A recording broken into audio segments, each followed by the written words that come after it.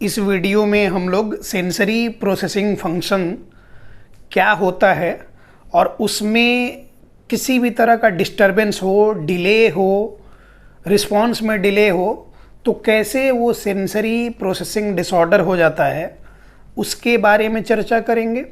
और sensory processing disorder हो जो कि ऑटिज्म ADHD के केसेस में सबसे ज़्यादा होता है, तो उसको सेंसरी इंटीग्रेशन थेरेपी से कैसे मैनेज करेंगे उसके बारे में डिटेल में चर्चा होगी और विजुअल रिप्रेजेंटेशन के साथ कि सब चीज़ें आपको क्लियरली समझ आ जाएं। और एक वीडियो ये काफ़ी होगा सब पेरेंट्स के समझने के लिए कि क्या क्या इश्यूज होते हैं बच्चों में और कैसे प्रैक्टिकली मैनेज किया जाता है। इसलिए शुरू से अंत तक इस वीडियो को ध्यान से देखना होगा। इसको समझने के लिए हम लोग पहले नर्वस सिस्टम समझ लेते हैं। पहला सेंट्रल नर्वस सिस्टम, दूसरा पेरिफेरल नर्वस सिस्टम। अब सेंट्रल नर्वस सिस्टम की बात हो रही है, जाहिर सी बात कहीं सेंटर पॉइंट है उसकी बात हो रही है। तो हमारा ब्रेन जो होता है और स्पाइनल कॉर्ड जो होता है, रीढ़ की हड्डी में जो वहाँ से नर्व्स, स्पाइनल नर्व्स जो निकलते हैं स्पाइनल कॉर्ड बोलते हैं उसको।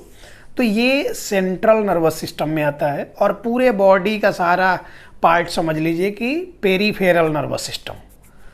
अब इसको ऐसे समझते हैं कि सेंट्रल नर्वस सिस्टम हमारे जो सेंट्रल गवर्नमेंट हमारे यहाँ है वो है, पेरिफेरल नर्वस सिस्टम हमारे यहाँ स्टेट गवर्नमेंट है।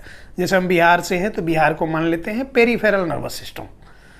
तो अगर बिहार में किसी भी तरह की फंडिंग की आवश्यकता है जो गवर्नमेंट के फंड में नहीं है पैसा, तो वो सेंट्रल गवर्नमेंट को मैसेज देगी कि हमारे यहाँ ये चीज़ चाहिए है, इतनी नौकरी देनी है, ये आपदा है, इससे निकलना, ये वो करके। तो सेंट्रल नर्वस सिस्टम की तरफ जाएगा, वो सेंटर की तरफ बिहार से मैसेज जाएगा कि ये ज़रूरतें हैं, ये चाहिए है। वहाँ ऑडिट होता है कि हाँ इनकी मांग जायज़ है कि नहीं है। मतलब कि जैसे हमारे पूरे बॉडी के जो पेरिफेरल पार्ट हैं, पैर है, हाथ है, दूर आँख से देखा हमने, कान से सुना हमने, ये बिहार की गवर्नमेंट थी, स्टेट गवर्नमेंट।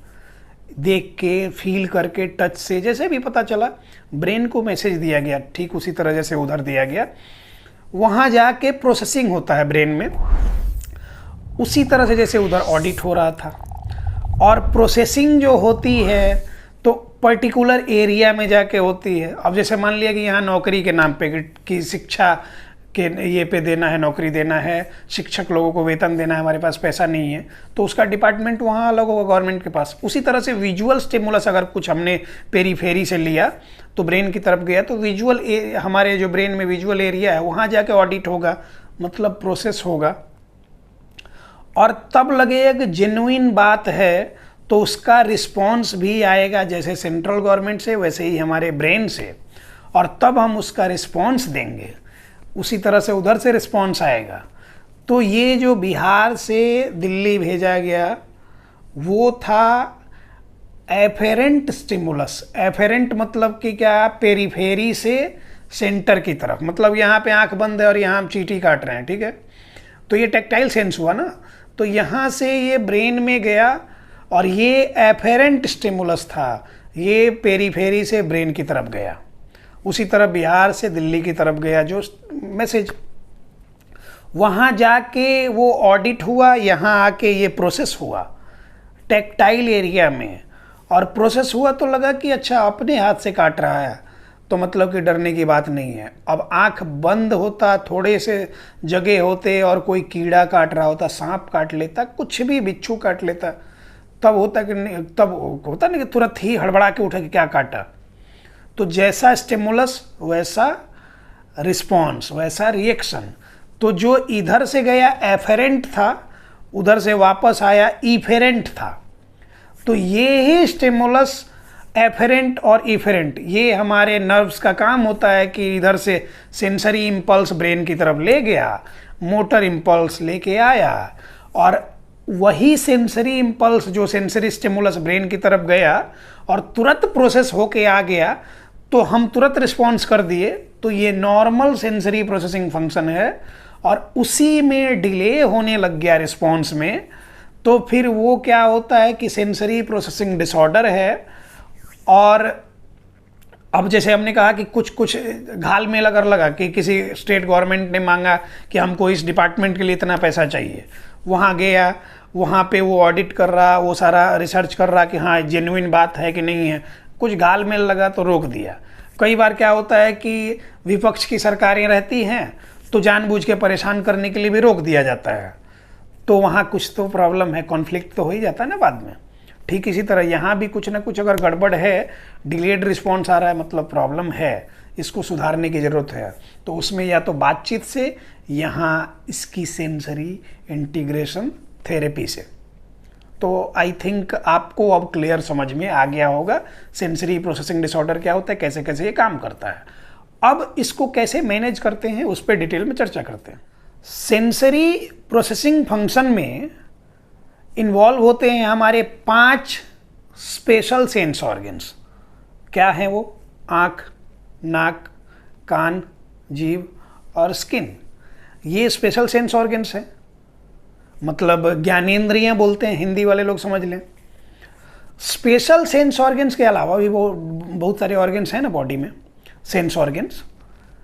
तो इन 5 स्पेशल सेंस ऑर्गन्स के अलावा 3 और सेंसेस की बात करते हैं, जिसमें हमारा आता है प्रोप्रियोसेप्शन, जिससे कि बॉडी अवेयरनेस की बात करते हैं।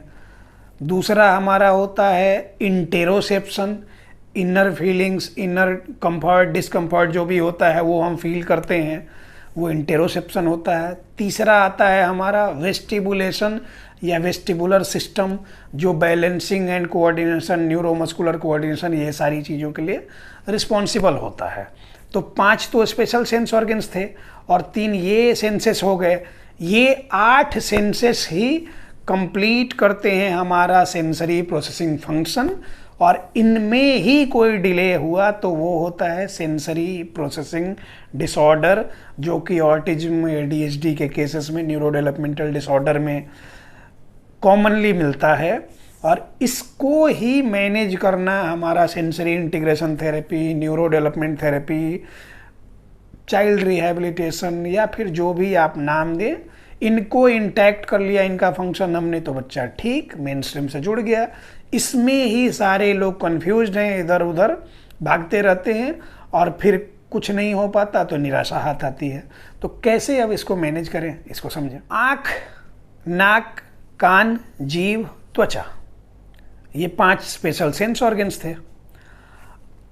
आँख से रिलेटेड इश्यूज को आप क्या बोलते हैं? विजुअल स्टिमिंग, बच्चा ऐसा आई कॉर्नरिंग करता है, ऐसा ऐसा ब्लिंक करता है, विजुअल प्रोसेसिंग डिसऑर्डर कहते हैं। ऐसा करके देखता है, विजुअल प्रोसेसिंग डिसऑर्डर है।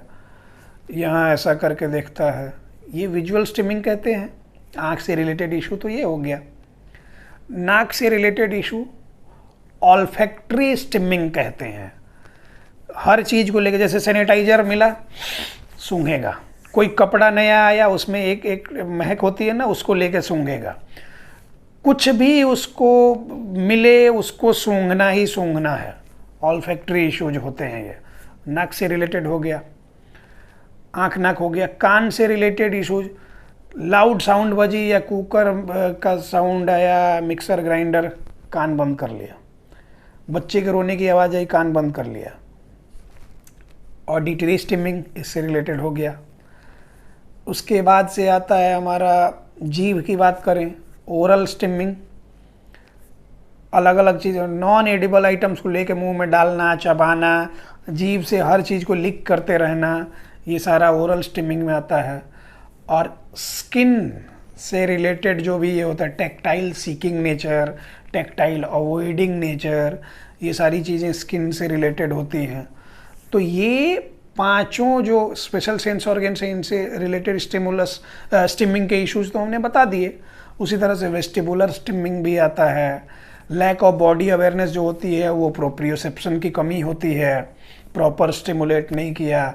बच्चों को बहुत सारी फीलिंग्स नहीं होती, उनको पेन का सेंसेशन नहीं हो पाता, कई बार वो कुछ फील करते बता नहीं सकते, एक्सप्रेस नहीं कर पाते, कंफ्यूज से रहते हैं। प्रोप्रियोसेप्टर इंटेरोसेप्टर का कंबाइंड इशू है ये। तो इतने ही इश्यूज होते हैं ना बच्चों में, और ये सारा कुछ अगर हमने इसको इंटैक्ट कर लिया, प्रॉपरली फंक्शनल कर लिया इसको, तो फिर बच्चा बोलेगा भी, समझेगा भी, पढ़ेगा भी, सब कुछ करेगा ना। इतने में ही है सारा कुछ। और इतना ही नहीं समझ के हम लोग हिट एंड ट्रायल मेथड पे काम करते रहते हैं। मल्टीपल वीडियोज, इसका वो उठा लिया, इसका वो उठा लिया, उसका उठा लिया, खिचड़ी बना दिया।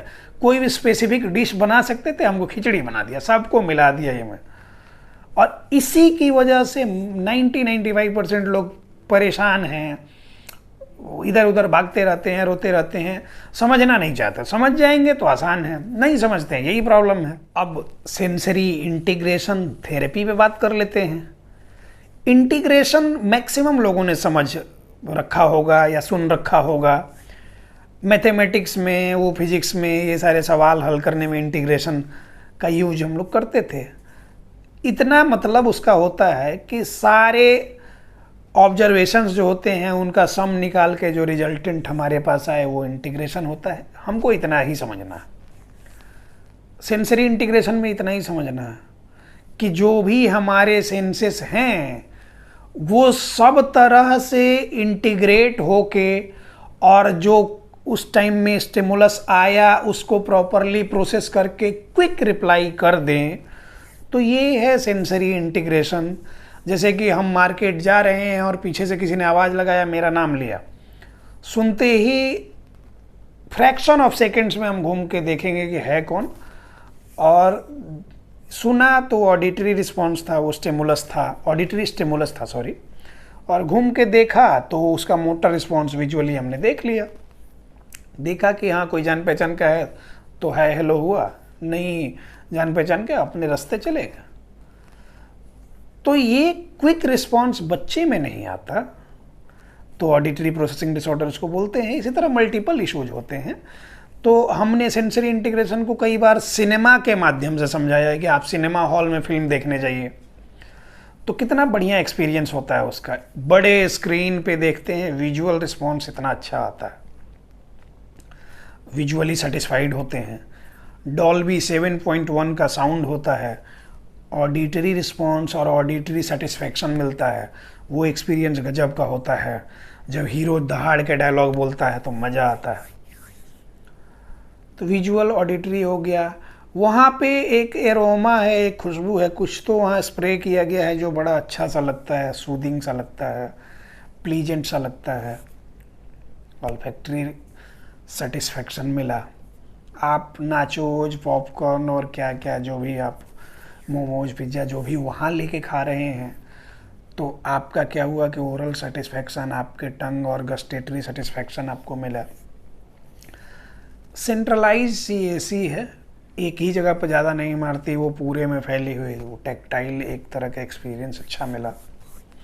और इन सारी चीज़ों को कंबाइंड करते हैं, आपको प्रॉपर सिटिंग अरेंजमेंट मिला, बॉडी का आपका क्या है कि पोस्चर सही आपने रखा, आपको रिक्लाइनर मिल गया, जैसे करना चाहें कर लेते हैं, जब जो करना चाहें। कई बार आता है कि आप खुश होते हैं तो चीयर करने के लिए चिल्लाते हैं, खड़े होते हैं, ये करते हैं। ये सारे सेंसेस आपके फुल्ली सेटिस्फाइड होते हैं, इसलिए वो अनफॉरगेटेबल एक्सपीरियंस होता है। और तभी आपको वो 3 घंटे, 4 घंटे, 2 घंटे की मूवी पूरी कंठस्थ हो जाती है, पूरी याद रहती है। और कोई भी पूछे तो आप एक एक करके सुना सकते हैं कि हाँ ऐसा ऐसा हुआ।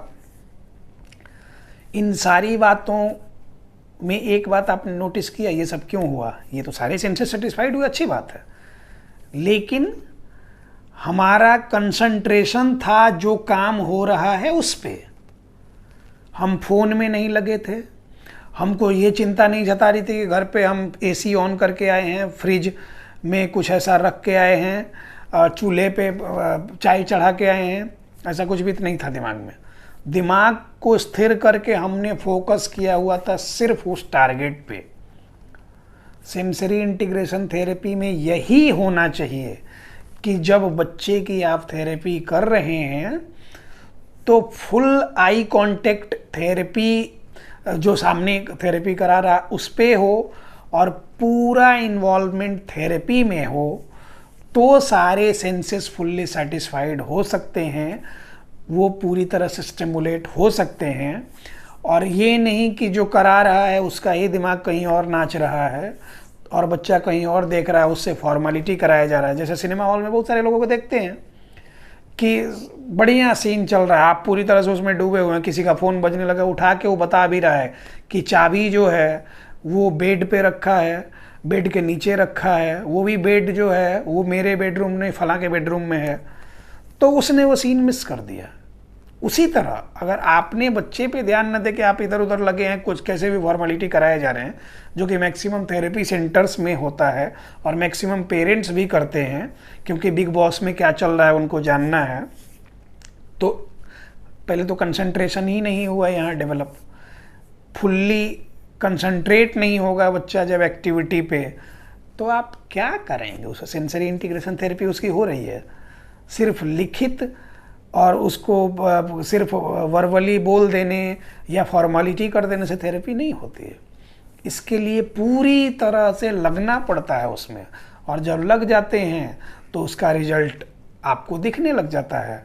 जब आप उसमें लगते नहीं हैं तो यही साल 2 साल 4 साल 5 साल भागते रहिए, कुछ नहीं होने को है। इस बात को समझिए। अब ये सारी बातें वर्बल थी, थ्योरी का पार्ट थी कि पहले बेस बना दिया जाए, ये आप समझ लें। एक ही वीडियो में प्रैक्टिकल अप्रोच भी अगर डाल दिया जाएगा तो वीडियो बहुत लंबा हो जाएगा। हो सकता है कि वीडियो आपको बोर करने लगे, और आजकल के लोगों में पेशेंस थोड़ा कम है, इसलिए हम चाहते हैं कि अब इसका प्रैक्टिकल अप्रोच जो है वो नेक्स्ट पार्ट में बनाया जाए। और वो आप पहले थ्योरी वाला पार्ट पूरा समझ लीजिए, ये वर्बल पार्ट समझ लीजिए, प्रैक्टिकल पार्ट अगले वीडियो में देखते हैं।